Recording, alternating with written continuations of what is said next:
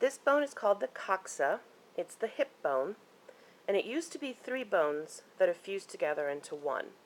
So this large flared portion, it's the superior portion of the bone. This is the ilium.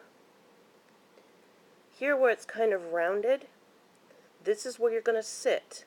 This is the posterior ischium, and this kind of comes to a point. This is the anterior pubis. So we have ilium, ischium, and pubis. And your book has a really good picture that has 3 different colors for the 3 different parts.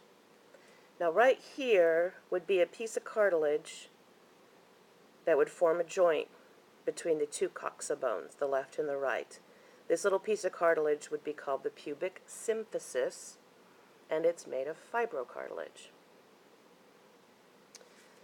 The foramen that you see is the largest one in the body. It's called the obturator foramen.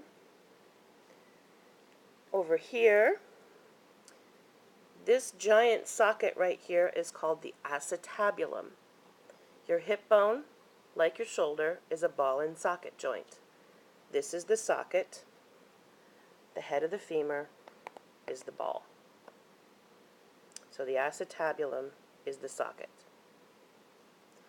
Back here, this rounded part of the ischium here, this is called the ischial tuberosity.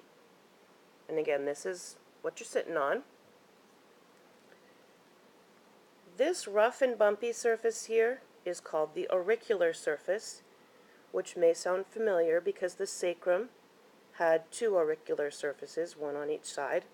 This is where the hip bone will articulate with the sacrum, right here. And on the same side as this auricular surface, this right here is the iliac fossa, right here. We'll have a big muscle that sits right here. So you've got to find your auricular surface. This is the iliac fossa, because on the other side, we also have kind of a fossa, but it's not called a fossa.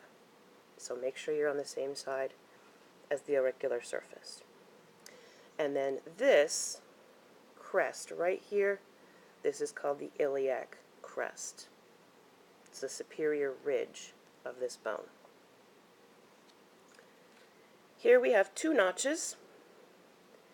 This is the greater sciatic notch. This is the lesser sciatic notch. Greater is more superior, lesser is more inferior and smaller.